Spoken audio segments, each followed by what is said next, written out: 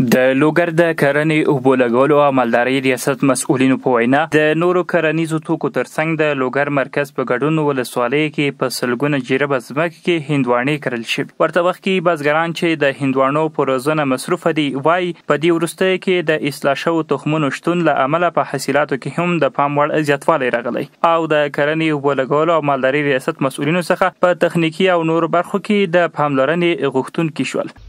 یک 40 جریب زمینه گرفتیم به حساب سیوم کشاورزی کاشتیم هندوانه کلا قطره ای است. وضعیت امنیتی هم الحمدلله خوب است. ما از حرکت میکنیم میم تا اینجا که میم بیابان است، هیچ کدام مشکلاتی نیست. تخمای شکار نمینه تخم است ما تکزاز میگه 35,000 افغانی یک کیلوش ارزش داره. یک تخم دیگه داریم میکادو میگه و 70,000 افغانی قیمت داره. دیگه این تخم خود افغانستان است. اونا مثال یک 500 گرمش میایه با 4,000 با 3,000 افغانی میایه.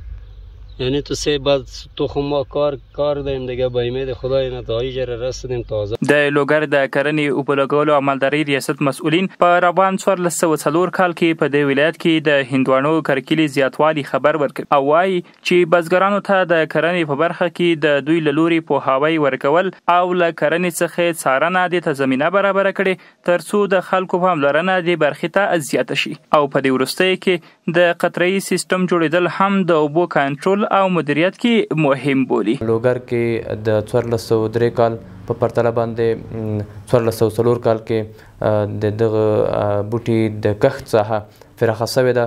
په 1404 کال کې په 315 هکتار ځمکه باندې هندواڼه کرل شوې ده چې طبعا د کله چې د کښت څخه زیاتېږي نو دلته به حاصلاتو کې هم زیاتوالی راځي.